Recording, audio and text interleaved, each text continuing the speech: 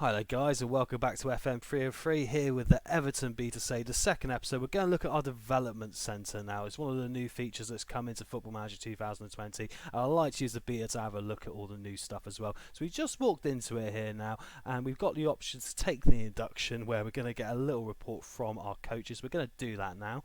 And at the top of the screen here, hopefully you can see that, I'm sure you can, it gives us literally what each box does and tells us. So at the moment it gives us a glance at everything that's going on with youth development at the club. We'll go to next, tells us who players out on loan and under 23 profile, under 18 profile. So it's really split into three categories there. Tells you your first team candidates, the 2 players, or maybe more than 2 players actually, maybe 10 players at some point who could, players that need attention at this time as well by the looks of it, and players to watch who could have a lot of potential going forward. So that's all very good. Under 23, show you what's going on that basis. Okay, so you literally have the same going across. We'll just click through this now. Right, when we have players out on loan, the backroom team will give you options to recall, to look after them and to have a look at their reports. It will tell you everything that's going on with them in the development centre, which is really cool. Keep sticking through here, so you can literally go tab to tab on player to player. Look, as you can see here, Dibriel Cisse brings up what's going on with him, Kieran Dow. I think this is in and out loan, so that's really interesting, both sides of it. So we keep going through. I like how they've done this with the little blue boxes actually. It really sort of leads you through and takes you through things quite easily. And then it backroom staff news tells you what you can do. Youth team training, we're going to do the coaching staff as we are with development loans, and we're going to finish off there. And that takes us through the first bit of development. So let's have a quick look around now. Development advice on our first team candidates, which is really interesting from our coaches there. Loans, like we said before. I just want to have a quick look at our under 23. Is there any players we can bring into the first team here and really utilise? So in the last episode we already had a bit of a look at the under 23s and promoted some. Let's get into the under 18s now, see if there's anything else here, because we do really want to try and bring up some youth in order to, you know, add to our first team, because we do need a few more numbers. Lewis Dobbins, 16-year-old young striker, potential ability of 4 stars, great determination there we can see already. Sadly for him, not a lot else. I imagine that would be a little bit too soon for him. Ryan Astley, central defender, not there yet for me either, unfortunately. We got some players wanted like Bobby Carroll, which is good because we had to get them out, get them to first team football. Liam Higgins, a 16-year-old winger, he looks like he could be quite good, 3.5 potential rating, looks like he could be better than that as well. Seb Quirk as well here, good dribbling for a 17-year-old, so doesn't look like we're going to find what we're looking for here. Oh, hello, saying that, Jonathan Anderson, Italian left back, marking, tackling, can he play in the middle? Oh, we can.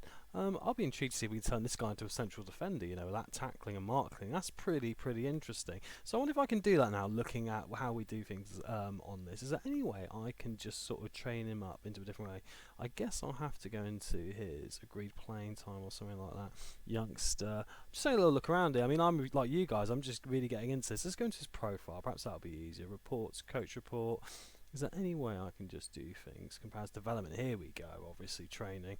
I don't know why I didn't think of that, it's the same as FM19, isn't it? I mean, come on. So go into his training, tactics, progress advice. So I want him to try and be a central defender. Yeah, so let's go for a central defender on defend.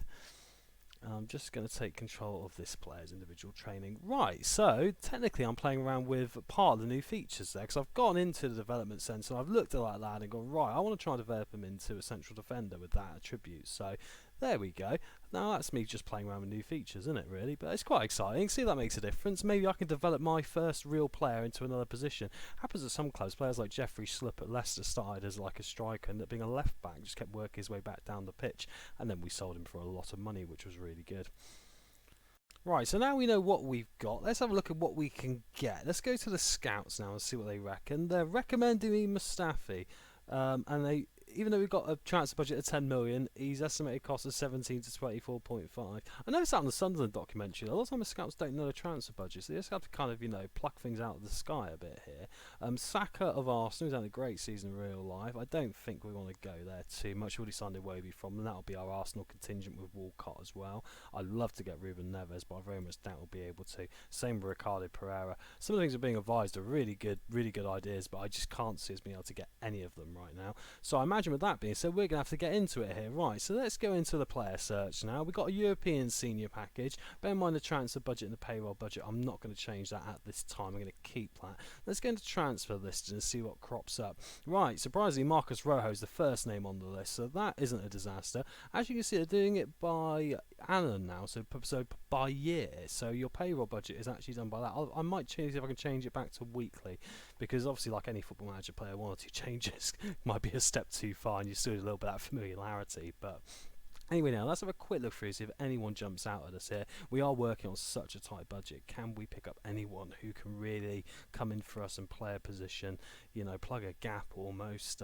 We don't want to go too old, particularly in my opinion. We want to try and get a balance between youth and, you know, I kind of like to look at this like a Bournemouth sort of, you know, scouting sort of thing, trying to find players that little bit of underdeveloped potential that we can then add to with our coaches and really push them forward.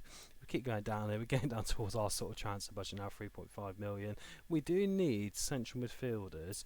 Lucas Toro of Eintracht Frankfurt, not great acceleration, probably why he's so cheap, but the rest of him and his teamwork and bravery, and we need a bit more professionalism and a bit more intelligence. What's his composure, concentration, decisions? Not the best. We'll get a scout report out anyway now, because at least then we're going to start getting some options here. So that's one scout report out. Bergui, he's a player we've seen before. His flair's very good, but I think we've got the flair covered on the flanks. We just kind of need to look around a bit more. Ooh, target man for Udinese. Have a little bit of a scout, why not, you know, because if we can then move on perhaps some more for some more money, then, you know, like Tosin, we might be able to build an entire new team. I'm not sure how much he's worth, but we've got all these options, you know, and bear in mind we've got a bit of time till the transfer window closes, about a couple of months. We've got some time to make some moves here. What about this Doomba from Rams? No, he's not really enough about championship level. But anyway, now, I'm going to get into some more scouting, and I'll report back to you in a minute. Right, I've got some scouts out for permanent transfers. Let's have a look in the loans now. Is there any maybe European loan players we can bring in? Musa Barrow's the highest one up for Atalanta. Wasn't he a youngster somewhere in the Premier League before? No, he wasn't. I'm getting his name confused, I believe, with someone who used to play for like Reading or you know, or Swansea. But anyway, we'll get a scout report anyway now, because we want to see what we could do. Verona got a defender on loan here called Kumbula. Doesn't look great, looks very rounded, but not really at the Premier League level we're looking for. Spal have got a striker out here available for loan. Oh, do you know what? His determination of heading's not bad. He's 23 years old. We'll get a scout report in for this lad. I do think we're going to have to bring in one or two loans this year. Some, if we could find someone, you know, and get very fortunate, like, you know, I mean, the problem is trying to get someone like a Perisic or someone from Inter Milan or a big European giant is we're going to have to pay their wages. I'd like to be able to find someone who's from a club like a Bayern, perhaps, and then we'll be able to get them in on loan right under paying of their wages. That would be the ideal scenario for us. Bear in mind then we can go and invest the rest of this payroll budget and transfer budget into players we actually want to bring to the club on permanent deals. Udinese got a Chilean defender there on loan. There's nothing really jumping out at me so far. Celtic's defensive midfielder Bue. Do you know what? I quite like him. I can get a scout report, because this is the sort of player, if we do bring him through on loan, we might be able to pick him up in the sum of a bit of money if we do get a transfer budget at the end of the season. So there is still hope. Here's we have a good look around. I can't see anyone else jumping out at me at the moment in time that's going to really push me on. So now I think we'll call it there for the minute. I'm also going to go have a look around at the teams like Bayern and etc. See if we can get a few more offers in that way. I think that'll be the clever way to have a look. Right, I'm just quickly going through my responsibilities, and I just want to show you this. They've obviously updated it for FM 2020, and as you can see, it's a lot easier. You just have to press delegate or take control, and you can literally from the drop-down menu choose who you want to delegate it to, so that's really good. I quite like it when the head of youth development goes out and makes offers for youth players for you, but then you take control of the contractual side of it, because then I think they've got a very good sort of judgment on what sort of player to bring to the club, and when they've nurtured the talent before. But I think it's really good for you then to be able to get in and go, right, is he worth the money? Is he going to be demanding too much? Can we balance this? If you leave it all to them too much, I end up feeling a bit like I'm out of control almost. I'm more of a manager than a head coach, I think, but the game is called Football Manager, so what can I say here anyway? So I'm going to take control of initiating player sales as well to the 23s, because I want to make sure that I can choose where they go. I think the rest of it I'm going to leave for the moment. I'm going to take control of that one, and I think we'll leave that as that. The under 18s I'm not too worried about, because I don't think we're going to have too many issues there. But I just want to show you that. I think that's very interesting how they've changed that on responsibilities. It's a lot easier now. Make sure you press confirm, obviously. Back off and underway. Got some transfer offers in already for some of the players we've listed, so that's encouraging. Maybe a bit more money coming our way. The next new feature has just come into the news here as we go the chronological way through the game. We got the code of conduct. Right, we get to choose the player fine lists as well. So this is going to be interesting. We must respond to this. We must make a decision. If you miss training, what are we going to do for player fines? Ooh, that is interesting. I think we're going to probably leave that one as it is. We probably don't want to change too much because it's the first time I've ever looked at it, and I imagine if I do something crazy like change it from 2 weeks to like a week, it could really change the discipline of your squad. So I imagine actually we're probably just going to leave it for the moment. Shall I ask Lewis Morte to pick it and see if it changes? Let's do that. It doesn't change at all. Lewis goes, this is what we're going to go for anyway. So we'll confirm that, but there we go. Code of conduct. That's something new and exciting, isn't it? Hopefully not to make our players break that. Right, I want to try and switch the wages back to weekly before I go any further. I can't get my head around the yearly one. I imagine most managers in real life would do it, but I'm going to go back to what I know until I get a bit more used to it. So I've gone into preferences, and it's interesting because when you go into preferences, there's not a lot to choose from, as you can see, you know. And interestingly enough, also skin-wise, I have chose Football Manager Lite, so if mine does look different to yours, that explains why. I chose it at the start just to be a bit different, and forgot to mention it, which is typical of me, really. So I'm going to search all preferences, and I'm going to search for wages to see if it pops up. And, yes, it does. Look at that. That's really cool. Right, so salary. We can choose to display it. And I'm going to display it weekly, right, and confirm. And that now puts it back to the way it was before. Oh, that's a lot better. £750 a week. I can get used to that now. I feel a bit more relaxed, and I feel like I can really push on with this game now. Right, I've got to move on to some of these under 23s now. I'm back in control and try and get some more money for us to play with. Right, next up in the news exploration on the 25th of June, we have got the squad dynamics induction, or introduction, sorry. So should we take the induction and introduce our squad? We'll introduce ourselves to the squad first. Assertively, I want this opportunity to introduce myself. Hello everyone, Seamus Coleman says hello. Alright mate, hope you're doing well. I reckon we can finish in the top half of this year. Gylfi Sigurdsson thinks it's unambitious. I'm just managing expectations. He's the only one upset, so I'm not going to upset the rest. I'm going to try and say I respect those who don't agree with me. Gylfi's giving me stuff. Right, and then we've got a code of conduct, okay. Everyone agrees with that. That's good. Well done, Lewis Morton. Like I said, I didn't really want the responsibility of that on the new Football Manager this soon. It's been amazing to start one on a YouTube channel and literally ruin your squad morale literally on the same day. Looks like I might have that with Sigurdsson already, but there we go. Right, let's keep going with that. Looks like we got through that alright. It's always a bit of a worry, that squad dynamic induction, especially when you're playing with an experienced team like Everton. You know, smaller clubs, it's not so much a worry. Let's take the induction now and let's see what this is about. Right, so of course, it's going to take us through all these bits. It's very similar to FM 2019, the team cohesion, how they blend together, the locker room atmosphere and any issues that might be cropping up behind the scenes, and the leadership support basically behind me as the manager. And then obviously it breaks it down into the pyramid, as we've seen before. It looks very nice, very similar to last year. Social groups remains the same. You've got team meetings you can hold, so really not a lot has changed in that regard, but still looks nice and neat and very tidy. Right, next up is training induction. So let's take the induction for this and have a look as well. I might as well do the whole lot to show you guys what all these things mean now they've changed them. So we've got the overview first of all, which shows you your tactical identity, which we've already obviously created ourselves with our 4-2-3-1 wide, direct, more counter-attacking style. Gives you a pre-season like training plan. And then obviously I'm sort of guy lets my assistants do a lot of this stuff. Gives you all the scheduling. We haven't got any schedules selected, obviously. Interesting. Pick a category. Oh, I actually got to do this now. Right, so I'm going to go for pre-season to start this one, and I'm going to go for normal to mid, and then we're going to go for 2 matches. Alright, so I'm actually set up my pre-season now, so that's cool. So when you actually go into the induction, you do actually do the actual work as well, which is interesting. So I'm just going to go for a normal one on this and just go for that. Next, I really actually will be intrigued to go into a bit more depth afterwards.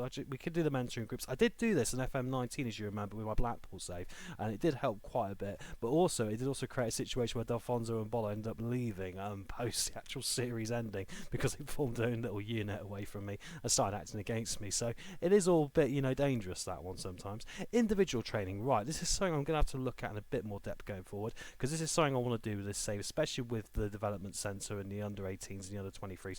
I really want to get into how to individually develop the players, as we saw already earlier in the episode with that young lad who wants to develop as a centre back. Got a rest tab now, which is really good, so that'll help us when it comes to just resting players on and off, just for special occasions when needed. And then we got our coaches, and then we can literally now set what responsibilities we want to do here. So right, I'm going to get the coaching staff to actually do all of it. Like I said, even though I played around a bit before. But anyway, very interesting stuff. I do like how we got these inductions, and I think they do really get you off to a good start with the game, you know, if you're new to it. Right, as you can see on screen, we just had our first pre-season friendly, which was an intra-squad friendly between the under-23s and the first team. And as you can see, the first team lost by 2 goals to 4. Gomez and Digna got the 2 goals for the first team, but Phillips, that young striker I like the look of, got 2 goals. As the midfielder Adurmanen, I can't pronounce his name, bless him. But anyway, he also played incredibly well. So that's given me a bit of food for thought now, as bearing in mind I'm just currently trying to sell a few players from the first team. Perhaps I do need to promote a few more of these young people anyway, back from those under-23s into the first team, try and utilise more. We've already gone for Evans, who's already going to be one of them anyway. Oh, Gomez has come out injured as well, pulled groin for 4 to 7 days. We've already got obviously Anthony Evans, who's come up to the first team. He's an exciting young prospect. So yeah, do you know what? Like, I think we got a lot of potential. Maybe to bring a couple of the other ones up as well. Looking at that, you know, so it's exciting times. But anyway, I think we'll call the episode there. That's episode 2. What we're going to do now, next episode, we'll come back with a whole transfer summary, get you up to date with what's going on and what the final team I managed to pull together is, and then we better start getting towards some action, haven't we? About time to have a look at what this 3D match ending is like for FM 2020. So anyway, thank you very much for watching. I've been the one and only Tom Smith here on FM 303. Please go follow me on Twitter as well. Links come up on screen now, and that way you'll be up to date with every video as it goes live. With FM 20 just being released today, obviously, there'll be more videos coming out quicker than you can imagine. So anyway, thanks a lot again for watching. We'll see you soon. Goodbye.